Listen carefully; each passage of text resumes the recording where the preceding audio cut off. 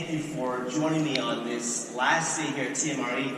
It's been a pleasure. I've had a lot of fun just rummaging around and meeting a lot of you and a lot of the vendors at the back. It's always interesting coming from where I am in China to be here in North America and listen to what all of you are talking about. Today I'm going to be sharing a lot about what we see in China, but vice versa. It's been great to catch up with what are the hot topics, what are the trends, and what are the important issues for you. And I think there's a lot of things similar, but a lot of things that are different. And so I'm going to share a little bit about China. Quick question, how many of you have been to China?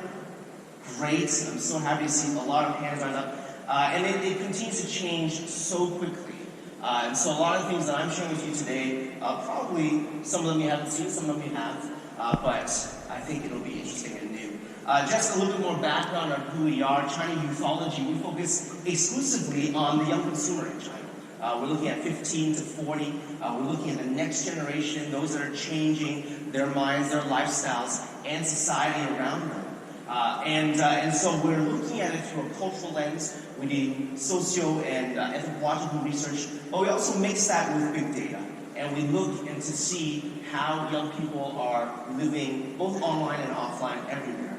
And so finally we do that with the culture of China. When we started 10 years ago, there was no youth culture. When we started 10 years ago, young people didn't have a voice. And so part of what we do at Youthology is to give young people a voice and to allow them to have greater engagement in society. So that's a little bit about who we are.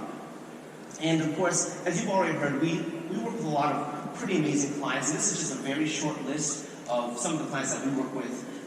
Because everybody cares about China today, and they're looking at China as a place to be inspired, and a place, of course, to do business. And so we get to work with some of the most purpose-driven companies, those that are highly invested in China, those that really want to win in that market as they do all over the world. And we get to engage with some of the most interesting questions because they're really open to trying new things in China. We do it for the Western and international companies. We also do it now with some of the best and emerging Chinese companies. People like Alibaba and Tencent, I'm sure you've heard of, who are really trailblazing a lot of new things. We get to be at the forefront with them. And so we get to sit in the middle, at the forefront of Chinese innovation, but also at the forefront of international MNCs coming in and doing new things that they might not even try in other places, but they'll try first in China. And we get to mix and match and we get to see how those things germinate together.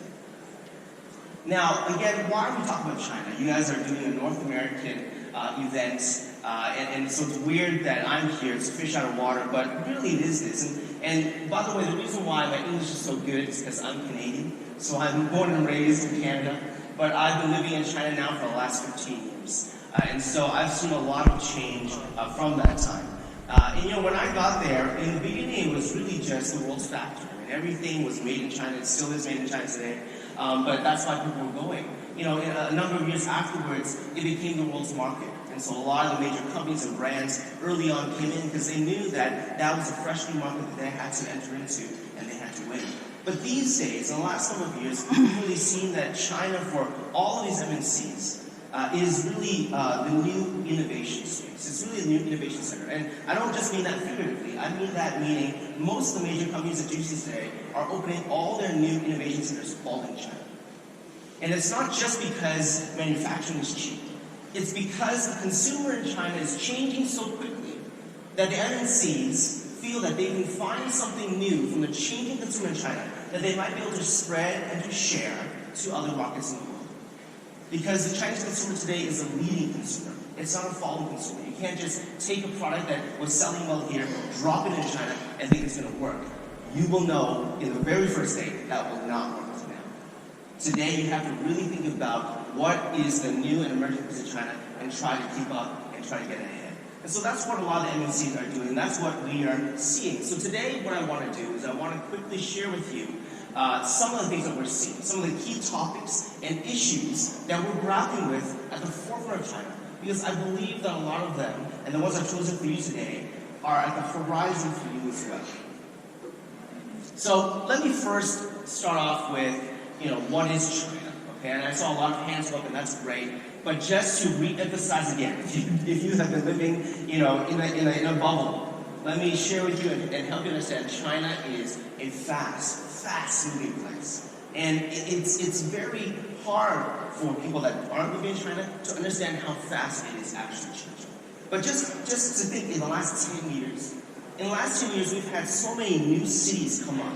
For example, Shenzhen, which is one of our top cities, from 2009 to 2019 has actually grown in its GDP 300%. Today, Shenzhen is about the size or bigger than the size of Atlanta. And it continues to grow. And for every Shenzhen, we have dozens of other cities growing at faster paces. Right? It's not only just cities, but also personal income has changed. In the last 10 years, personal income in China has doubled. Now, could you imagine in America, in 10 years, your personal income doubles? That would be pretty awesome. But in China, that's the reality. Not just personal income, of course, but prices have more than doubled. And in certain categories, quadrupled, quintupled, and more. But the most exciting things are, of course, the other things like online. In just the last 5 years, online has grown 5 times. 500% in 5 years. Now, I know online is growing everywhere, all over the world. But in China, it's a hyperspeed. And so everything is mobile. And even when I go out, the only time I use my wallet with cards and cash is only when I leave China. I haven't used a wallet in China in years. And so I feel like I'm going backwards when I get out of China because I now have to bring all these extra things with me. But today you can go to the store, you almost can do everything in your life just with your mobile phone. And of course you guys are seeing that here in North America, but in China that is now the common way of life, and you just can't get around it. So the pace of change just in the last few years has been rapid. And that has not just been for one segment, but for every single segment of China. Everyone has had to deal with these changes. And it hasn't been just for the last 5 years or 10 years. It's been since 1979. Since China's opened up and the pace of change has changed, this entire population, and especially the youth in China, those that are born in the 80s, 90s, and afterwards, all they know is a fast pace. All they know is rapid events. All they know is doubling every few years. So when they go out and travel to other parts of the world, they instantly feel like, why is the rest of the world moving so slowly? Because what they know is a very, very different pace than us. What that means, though, is that everything is disrupted. And so this, of course, is a picture that was taken just off the street. This is a bum, it's a homeless person. Even the homeless people today do not panhandle for cash, because nobody has cash. Even the homeless people use QR codes because they know that currency is only electronic. That's the extent of the disruption that is happening in China. Everything is being internet disrupted. And so what it means is that there's a whole new opportunities just growing up all over the place. On the left-hand side, you see a picture of what we call Shibo, which is eating live streaming. Super popular today. And everybody is just eating, and other people are watching them eat. Why? I don't know. I do know, but it doesn't matter. The point is that it's very, very interesting, and a lot of people are actually making this into a career, eating, and people comment. Right? And not only that, but all of these channels, and I'll talk about it later, you can also sell right on them, right? You can have your QR codes, you can have your products. Things are all integrated together. And so there's radically new opportunities that young people and anybody can get into that you can't get trained for. You can't get a degree in live stream eating. But today that is a viable option of the future for you. And there's so many others, right? Not just that, but on the right-hand side, you see all these people now, and who are they? They're delivery people. Today, Alibaba and Tmall and JD, there is these huge armies of delivery people that can deliver to you things within half an hour, within 15 minutes, within 10 minutes. Where do these people come from? Actually, a lot of them came from the factories that were there. And now, as the economy shifted and changed, it has opened up new opportunities for these people to find new different types of jobs. Okay? And again, with the social media, with the apps that we have, you can find jobs just using all these different apps. You can get connected and plugged in. There are opportunities spread out everywhere, none of which was existing 5 years ago, 3 years ago, 2 years ago, and none of which you could prepare for. That's China. A place that you cannot prepare for. You always have to have your eyes open. You always have to have your ears open. You always have to be ready to move. That's the pace of China. But not just with this amazing forward momentum, But there's also been radical risk that comes with it. This new generation has grown up knowing a risky society. Right? On the left-hand side, we see OFO, which we don't have anymore, but it's a big bike-sharing platform and service. It was fueled by, it was a unicorn, right? Valued at billions of dollars, and overnight, gone. Right? We have huge economic losses as China moves forward at such a pace. Things are not always smooth. And so a lot of people try to do a new thing, and overnight, that future might be gone. Or maybe you spend all your life saving money and putting it into your home, and overnight the government changes the policy and your property price is halved. There are major risks in China as well. It's not all rosy. And that is the reality of China today, and that's the reality everyone lives in. Not just that, but on the right-hand side you see somebody that you might recognize, Jack Ma. He's doing a live stream commercial with an internet celebrity, and they're selling makeup. Okay? And because now today the way to do marketing and the way to access consumers is so radically different. Because the media landscape has changed, the way consumers expect to engage has changed so much that companies in China, if they're not on the toes, are radically left behind. And so there's great risk, both personally as well as corporately, because of all these changes. And everyone is trying to deal with how to work through these changes. Now, if I were to talk and to give you one snapshot of the next generation of China, Youthology last year published our most recent book. And in our most recent book, we do longitudinal studies on the next generations and how their identities are changing, how their values are forming, and what they expect in life. And in our most recent book, we called this new generation, we called them the nomad generation. Why the nomad generation? Well, if you understand what a nomad is a person that doesn't necessarily have a settled home. They're always on the move. Wherever they sleep at night, that is their home. And they're continually journeying. And that's really the youth in China. The reason, why is that the reason? Because, as we understand, the world is changing so quickly ahead of them. There is nobody in front of them. There is no parent, there is no mentor, there is no seasoned business executive that can tell them exactly how they should go in their career, exactly what choices are right, because nobody knows. There's also nobody behind them.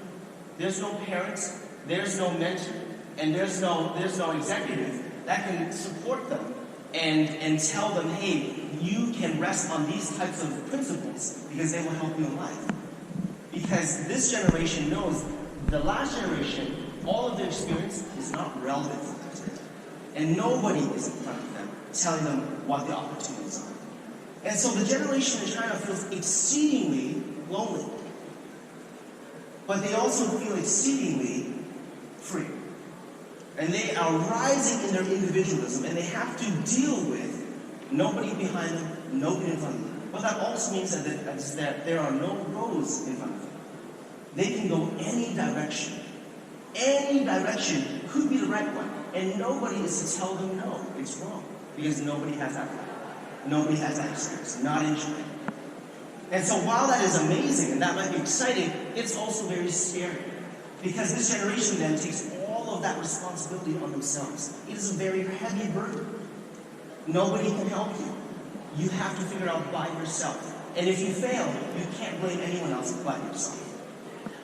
It is a difficult time for this generation. And you know what? When I describe the Chinese youth, a lot of the people I talk to, and most of them are MNC executives, they always nod their head because they say their kids sound exactly the same way in their other countries. And it's true. Because the reality is that the youth in China today look more and more like the global Gen Zs, okay, and the next generation. They are all born into risky society. They're all born into a rapidly changing social media world where there are many opportunities in front of them, many risks, and very few people that can tell them what to do.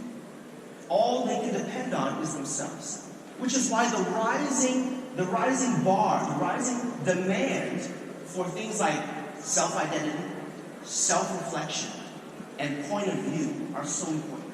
Because if a young person does not have identity, values, and a point of view about themselves, they have no way to measure, they have no way to judge whether the direction that they're going, whether the choices they're making are right for them. And so that's why that bar has risen up so high. And it's not just for themselves, that bar has risen up also for brands and organizations all around the world. Young people today are demanding that point of view, demanding that identity. Right?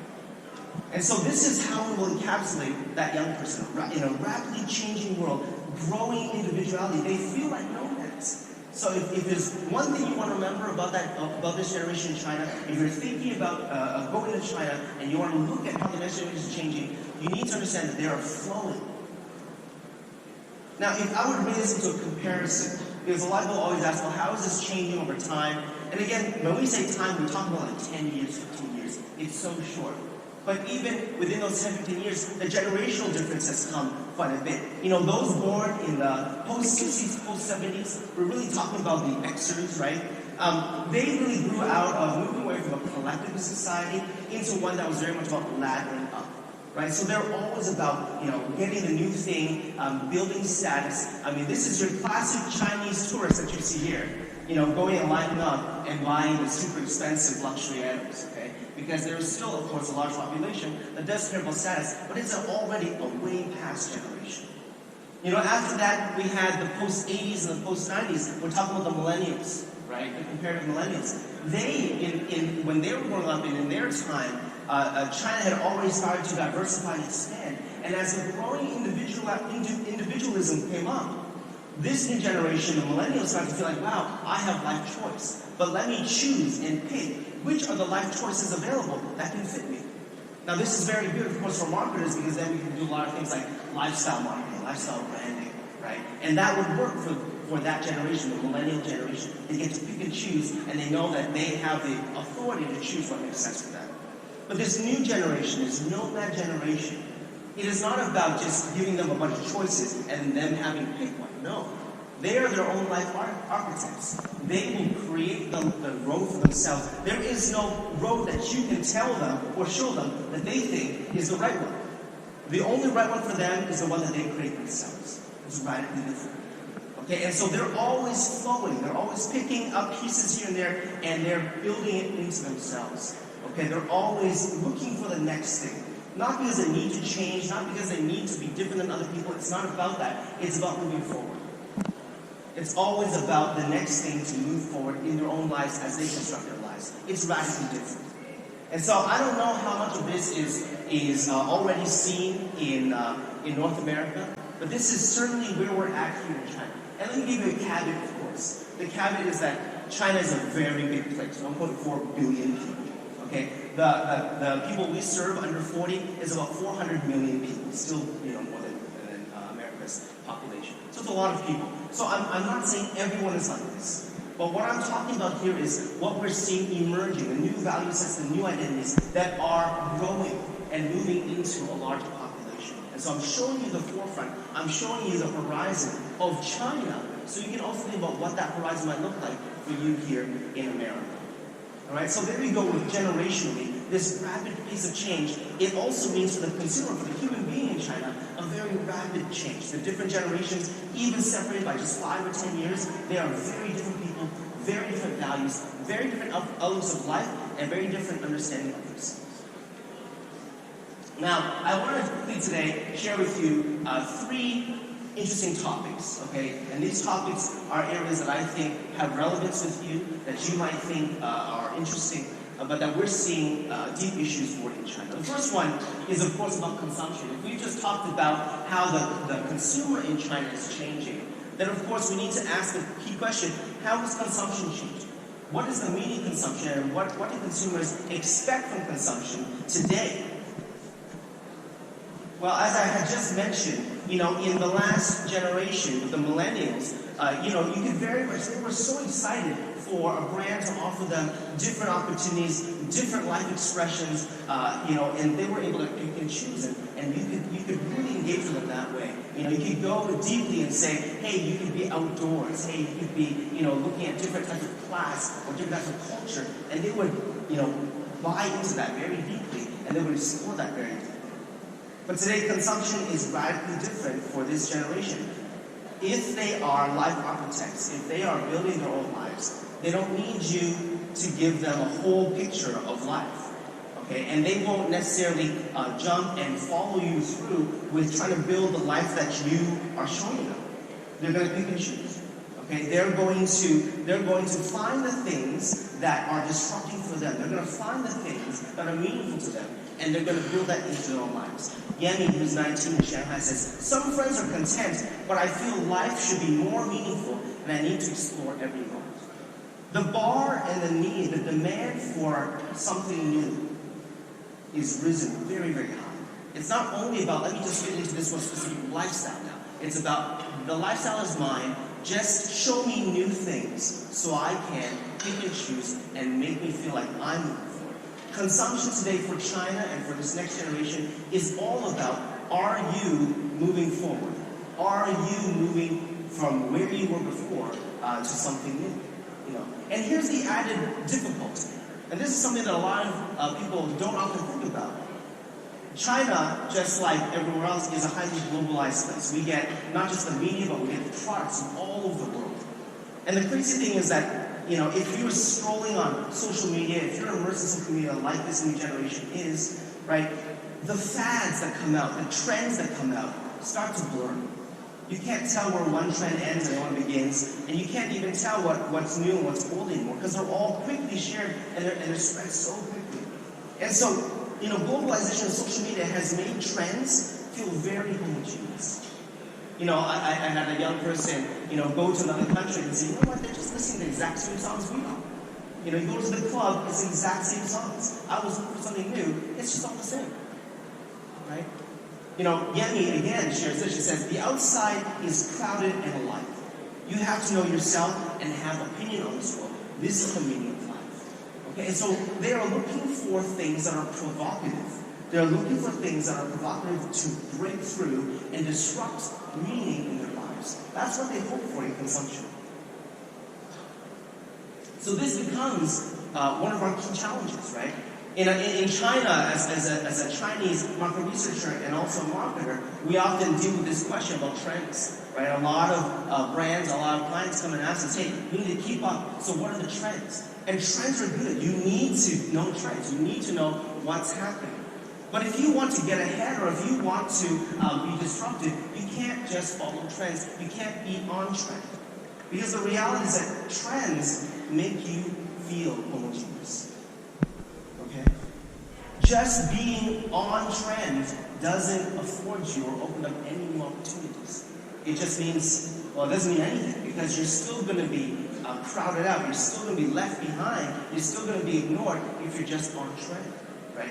What you really need to do is be disruptive. You really need to offer them something that's refreshing, something that they can update themselves. And the core way to do that is not about being different than your competitors. Because in this world, young people in the next generation, they're not looking about, should I pick A or B in the same category? What they're picking is what is offering something new to me. Okay, and so you're not really competing on your competitors to be distinctive. What you really need to do is to be disruptive on what you work for.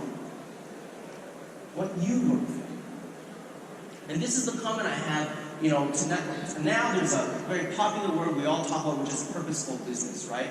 We want to be a purposeful business, a purposeful brand, and that is super important. We have been working like that and with those sorts of brands for 10 plus years. But this is how we have helped our brands understand that, which is, purposeful shines through when you disrupt yourself. When you disrupt yourself, then you start to show what your purpose really is. It's not about recreating and just completely destroying everything. It's the way you disrupt. It's what you disrupt that shows where you're headed. And a young person really wants to see that. They want to see how you are breaking through on yourself because the young person themselves are doing the same thing. The young person is disrupting themselves. There's always things that are not exactly perfect for them. They want to break through, but they have a direction in mind. And so when they're breaking and disrupting something, it's because they have a direction in mind. And they hope the same thing for brands they're consuming. Okay, and so we need to look at that. All right, and how do we, and now as researchers, market researchers, how do we consistently find those ideologies? Ideologies that are relevant for the client as a brand, but also relevant for the consumer, and something that is disruptive and links back to their lives. It's a tough ask, and it's something that is a constant war but it's also very exciting. And you need to go to the most leading consumers and those that are really breaking through in their lives to find all those different options. Okay? And it's not only just having that ideology, but it's also about how do you offer it in a rich and a diverse experience and environment so that a young person can consume it, so a young person can experience it. I'll give you some examples. This is Wuya. They're a fashion brand in China. And what they're disrupting is, of course, they're always looking deeper into what does it mean to be Chinese. And so they went deep into lower tier cities, and they wanted to re-explore and re-understand what does it mean to be Chinese in the lower tier, and bring that back out, break through, shape that, and bring that into how they're exploring their product lines, which is fashion and apparel. They don't just do it in their product offering, they also come up with magazines and zines to express into the entire world and ecosystem of this new type of Chinese culture that they are exploring. Here's another example. This is baliang, which is a type of rice wine, a yellow rice wine. And it's a very traditional category. But for them, they're thinking, how do we allow this product and this category to be fresh again, to be modern again? And so they have been disrupting themselves to think about, it doesn't just sit in a traditional place. I don't have to just talk about the heritage of it, but I can talk about how it's still applicable in modern life today. So they're always continually disrupting here and there. We do that with our brands as well. So we help brands think about how they disrupt where they were from. So for example, Maybelline New York, we help Maybelline rethink and re-understand and re-explore what does New York really mean today? What could it mean today? And how could that relate to young people? We help Vidal Sassoon really think about what does style mean for them, and how does new style, what does that mean for young people in China? We help brands also think about disrupting what they were doing before in China.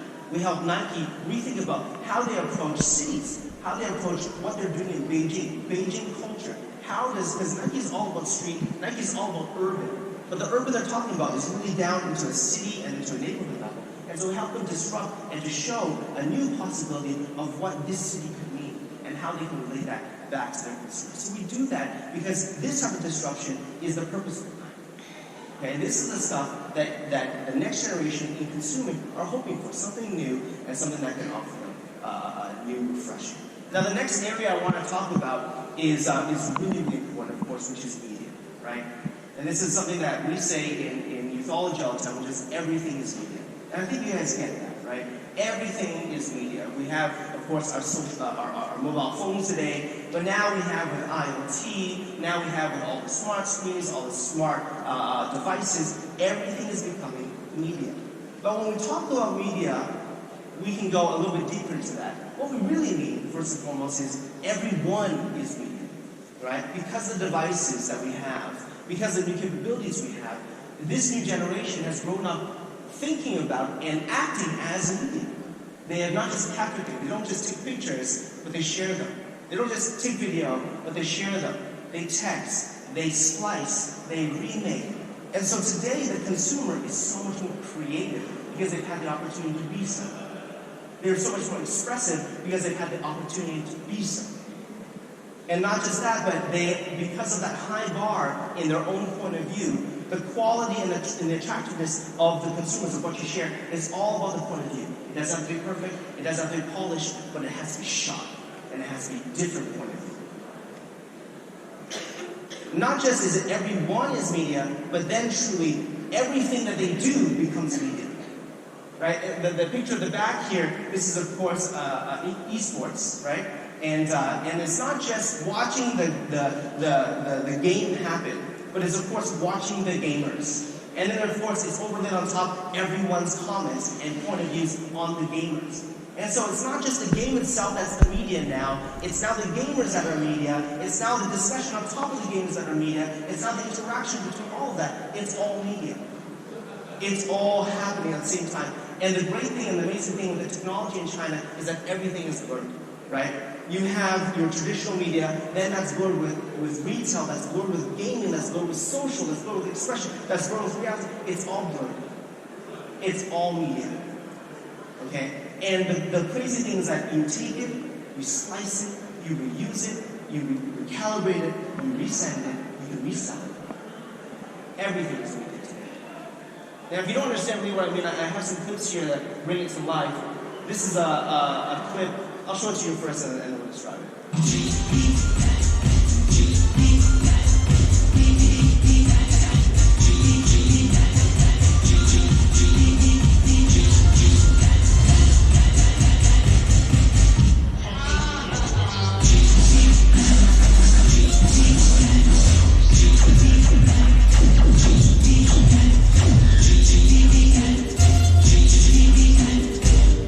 What are you watching?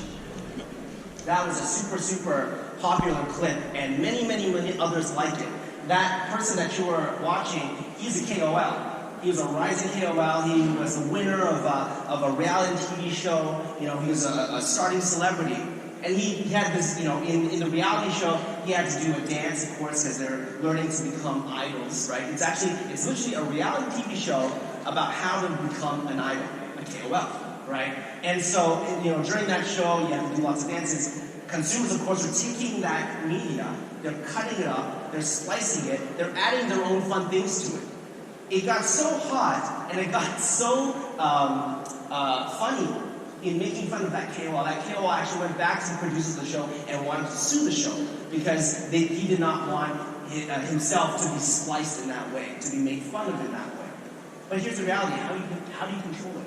And the reality is that's just one example of things that are happening every day. I mean, every day, everything is being redone, respliced, remade. That's China. And so truly, who's the creative powerhouse in China today? Right? Yes, we have the KOLs, but honestly today, it's the KOCs. It's those that are taking the media that's available and then adding their own spins to it. Right? Adding their own point of views to it. Because the KOCs, right, the key opinion consumers, they're much more credible, they're much more authentic, their ingenuity, their intimacy is much more relatable to the consumer today. And so we see that, and the platforms are available to them. I talked about, you know, Shribo, the eating reality TV shows, but then there's other things like, you know, just purely selling things, talking online, and having other people coming back. The platforms are there, and the amazing thing is it's not just those that hope to be the next A-lister, you know, that does this. Everybody does it. You know, you walk into a company in China, you know, rows and rows of cubicles, and they might have a day job, but after they get out of their day job, they go home, and they are doing very different things. Here are a couple other examples I just want to show you. The first one here is, you know, somebody selling and talking about makeup. And today, of course, men, not just women, can sell makeup and sell to different types of people. And he's just talking. He's a regular person. This is not a celebrity. He's not well known. And he's trying to build his fan base. And you can see beside him, there's lots of people talking to him, messaging back. Okay, this second one here, this is from TikTok. And this is a young person in a very rural, poor city who loves fashion, and he just creatively took stuff around him. You can see that he's not in a very nice place, so he just wanted to show for himself with his own mobile phone how he would also love to be in fashion. Very hot. Got shared everywhere because they were applauding the point of view and the courage that different normal young consumers have today. This last one's on Kuaishou, another platform. And here, the platform also allows you to PK, which is basically compete with other consumers. Who can talk over the other person? Who can say more interesting things? And you can get voted up, you can get voted down, and then there's constantly people sending hearts, there's constantly people sending money, there's constantly people, you know, adding likes, there's constantly people talking about it. This is the media of China today. It's not about turning on your Netflix. It's not about turning on your YouTube and just looking at wonderful Hollywood-produced content. There's still a lot of that. But today, the attention is being grabbed, and there's so much more influence on this because it's just so interesting. And then there's this guy.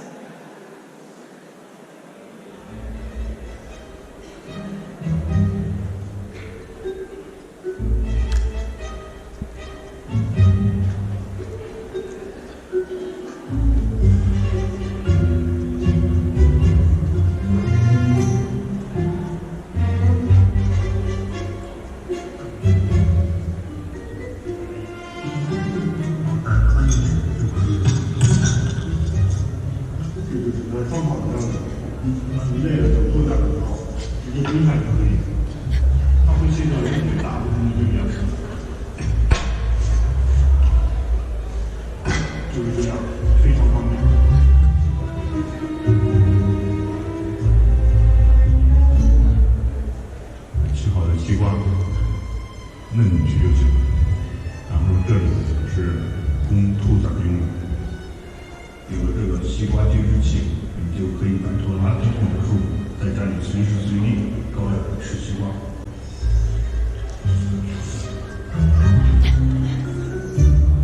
So this guy, he lives in a lower tier city. He's not in Beijing, Shanghai, Guangzhou. He's in some small city. He's a welder by trade, but he just loves to hack things, right? And he just started to create things for the fun of it. He started to put them out. He has millions of followers, right? It's just the new opportunities that are happening today. This is all media. Everybody's seeing this, and they're saying, well, what can I do? I might not be a welder, but I can do something else. I can do something creative. And there will be people engaging me, and that can open completely new doors. This is China. Media is, everything is media today, right? And so this is a key thing that we need to think about. This is what's happening in China, and you can imagine that the media landscape here in America is changing rapidly as well. You know, oftentimes in the last few days, I was, hearing a lot of different conversations that were talked in many rooms. And when we talk about engaging the consumer, oftentimes we just talk about media selection. We just talk about what is the access points and buying or accessing the right media for them. That's not enough anymore, right? Because number one, a lot of people are blocking ads, right? A lot of that stuff, pre-rolls and post-rolls, are not happening anymore. You need to be actually in the culture. So on top of just creating your own tiny advertising and messaging and buying and putting it into media, you need to have IP. You need to be investing in the entertainment world, the world that actually consumers are really focusing on. And not just that, and this is how we help brands in China as well. It's not enough just to have your own IP, because having your own IP only means you can, change and play only in a few certain ways. You need to start opening up and engaging the KOC. You need to be playful, and you need to be available, and you need to be in the space where consumers can slice you, cut you up, reuse you, but also then add you and bring you into their world and the shared world that they live. Because if you're just thinking about the paid media that you have, if you're just thinking about the creativity that your creative studio only can do, you're up against a huge onslaught of creativity that is now done by the consumer. And this is happening now in China, and we have to think about that all over the world, because these media landscapes are the same. Okay, so by the way, that useless Edison guy, this is Borgward, which is a Chinese automotive company, and they asked him and a couple other KOCs to go and just go to their factory and play around and have some fun. This 150-minute video, live streaming video, 150 minutes. In those 150 minutes, and by the way, you can buy a car right in the live streaming app. You just log in, you can just order. Okay, sold 1,623 cars in 153 minutes, generated $31 million, and was watched 4.6 million times. Normal consumers, not celebrities, not endorsers, just normal consumers using different type of media. Everything is media today, and the world is very different. That lower tier fashion person that we saw, now he's being invited by Taobao and Shanghai Fashion Week to be models on the runway, to do different things, or to do interesting, internet videos for fashion brands, right? And so we do that a lot. We, at Youthology, we help two different types of people. We help the actual platform, so Tencent. We actually help them think about and plan, how do they plan their next generation IP? How do they plan the creation of new channels? How do they plan the new type of gamification or tools to enable KOCs to do more? How do they plan to build fandoms? That's what we help Tencent do. We think far with them and help the platforms do more. But we also help the brands. Because the brands to think about, and we hear this every single day, brands come in and say, IP is so expensive. Right? To work with something that's well known, to work with a celebrity, too expensive today. How do I get in on the ground up? How do I get onto somebody that is just rising? How do we know before everyone else? How do we know what fits us? And then how do we know how to use them? How do we know how to work with these people? And so we help brands do that. And market research has to evolve and has to go much faster and forward into what's happening culturally and lift that back into the new media opportunities that are really not just channel anymore, but really about the content and really about the substance in culture. All right, the last thing I want to talk to you guys about is probably something that's super interesting, which is data-driven life integration. Right? The next week is Double 11. If you're in North America, I'm Canadian. know Double 11 as Remembrance Day, right? But in China, Double 11 is Singles Day. How many of you guys have heard of Singles Day?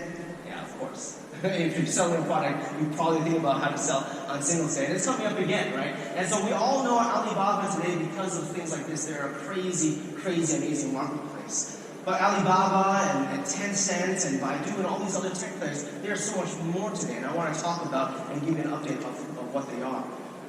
How many of you have heard of Hema, the fresh marketplace? Okay, few idiots. Okay, so I'll play this full video. I thought you guys might have heard this. This is Alibaba's entry into the fresh supermarket space. And they went in about 2-3 years ago, and they've just been doing an amazing job. China, opening 65 locations in 1 year. There's 3 pillars to its strategy, serving as a place to shop in person, a distribution center for online orders, and the restaurant. It's hoping to define what the future of retail will look like. First thing I noticed is the pricing system. Every price tag has a barcode in which you can use the Hema app to scan the barcode and then see the price of the item online. You can also see reviews of that product.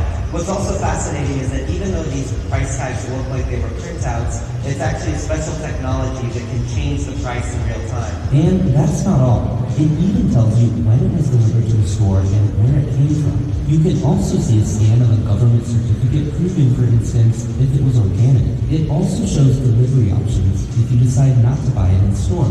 I just saw a lady who works for the store and she was fulfilling an online order.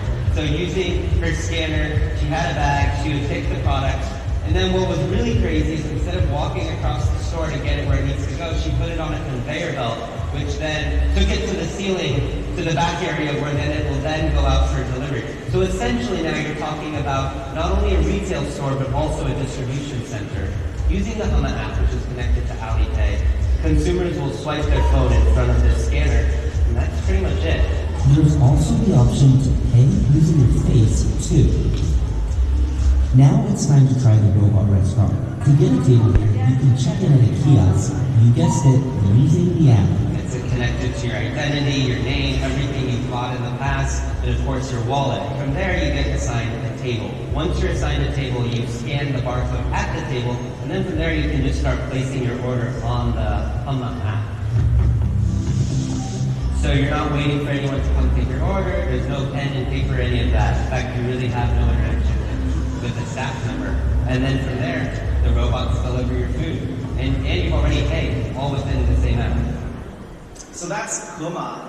You've seen it now. I was actually surprised. I thought more of you would have known about this already. It's already been out for a number of years. And it's radically changed the lives of Chinese. And you can see now that we're talking about a technology company going into the fresh space. Well, I have, other news for you. Alibaba, has done that, but they've gone into some different places. And this is what has happened just in the last few months. Let me show you another video. Welcome to Alibaba's Flyzhou Hotel, the hotel of the future. Located in Hangzhou, China, the Flyzhou Hotel project was led by Alibaba's online travel platform, Fliggy. The hotel brings together technology and hospitality to find innovations that can empower the industry in the digital era. It all starts with the Flyzhou mobile. From here I can book my stay, choose the floor I want, and even the direction that my room faces. And when I get to the hotel, check-in requires just a few simple steps at this kiosk. For Chinese travelers, it's even easier. They can check in via the app and go straight to their room. Flyzhou features a range of AI services to create a convenient and seamless experience for guests. For example, you can choose to use facial recognition rather than keys and key cards to access the hotel. That means everything from using the elevator to entering your room is as easy as smiling for the camera. The hotel uses the picture I took at check-in to verify it's me. The Flyzhou Hotel has 290 rooms, each with a Tmall Genie smart assistant who helps me adjust the temperature, the lights, the curtains, and the TV, all with a simple voice command. Tmall Genie also functions as my 24/7 personal butler. TMRE，我要一瓶水。When that bottle of water arrives, it may not be delivered by your typical hotel employee. This is the future hotel, after all. Fliggy has room service robots to do that work. I just input a passcode that was sent to me via text, and the water is mine. The robots also deliver towels and other items, and even the meals at the hotel's restaurants. If I feel like working out, the gym offers some fun digital experiences too. When it's time to check out, there are no lines and no hassle. I just pack and go.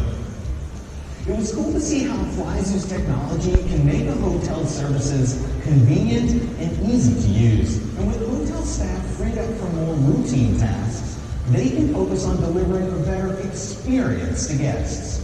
I'll definitely be booking another stay soon. So what do we see? We've seen two videos. One of Alibaba going into the fresh supermarket. One now new, Alibaba's now gone into the hotels. And the experiences look pretty awesome.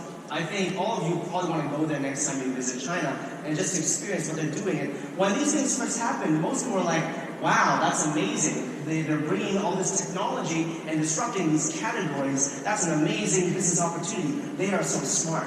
But let me help you explain what Alibaba is really doing, what Tencent's really doing, what Baidu is really doing. I spent some time listening to Daniel Zhang, the new CEO of Alibaba, and understanding how they build their company. The reality of why they're going into these offline experiences is very similar. It's actually a case in point to what Amy Webb talked about on the first day. Amy Webb talked about Amazon putting a microwave in your home so they can connect the points. Now, Alibaba and Tencent and everybody else knows and is doing exactly the same thing. They're actually just doing it much further, much faster. They're not trying to build a product to put it into your home. They're going to take an entire category and they're going to own it. And so, they have all of the data of you online. They have all of your shopping data. They have all of your social data, all of your entertainment data. What they don't have is your offline behavior. What they don't have is your offline points. And so what they did is, instead of just trying to create products and allow you to buy them, they just bought the entire category of experience. And they just created the entire ecosystem to capture all of it. Because you need to understand that the future of innovation, not just in China, but in the rest of the world, is about how many data points you have, how rich they are, how complex they are. Because the more rich and more complex they are, the better you're going to be feeding your AI and machine learning. And the better that will be. And that will be the future of innovation. And so China and what Alibaba and Tencent, everyone's doing, they're going in and creating, and the true online to offline is not just about bringing and making those things talk, it's really about knowing you completely and holistically. And that's what Alibaba and everyone is doing. And that's really exciting, right? But what it means and what it shows you is that we are past Big Data 1.0. Big Data 1.0 was just simply, there's a whole lot of data out there, let me just get that data. Now everyone has that data, and they realize there are holes and gaps in the data. Because the existing data is not enough to know you. Because you are much more than just your current data. So they want to capture more of your data. They want to capture all of you, and they need to figure out how to capture that data. That's the opportunity. Right? And so this becomes a key challenge for us, especially retailers. Retailers need to think about, and brands need to think about, do they compete or do they collaborate with these amazing platforms? These platforms can radically disrupt their category. You can do so much. You can be ahead of your competitors if you collaborate with these platforms. But then, perhaps, are they going to be your competitor? Are they going to take you over? Right? The true question is this, which is, what is the unique data you actually have in your category that they don't have? What is the unique data about the consumer, about the individual, that you should have, that you should know, and that you should protect and defend, and that you should capitalize on, that they don't have? And how do you create new opportunities and new spaces to do that? My time has run out, so I can't say anymore, but that's what we do in China as well. We help to figure out what are the unique data sets. We help combine it with other data that they don't have, third-party data, social data, cultural data, and we bring that all together to create new opportunities. Okay? And so that's finally just what I want to say today. There's a lot of crazy, amazing changes. Hopefully something today has inspired you. Just remember that China's fast changing. We live now with a new nomad generation. and they're looking for you to disrupt yourselves, and how you do that is how you bring purpose to yourself. You need to stay open to the KOCs and the new media landscape, and you need to really think about the unique data points that you have in your category. Because that's truly the currency of innovation, and that's the opportunity for advancement into the future. All right. So I want to thank you guys for today. Have a good day. Thank you so much. Some of the most profound insights I've learned so far. Q&A will be in the demo zone during the break. Please join us.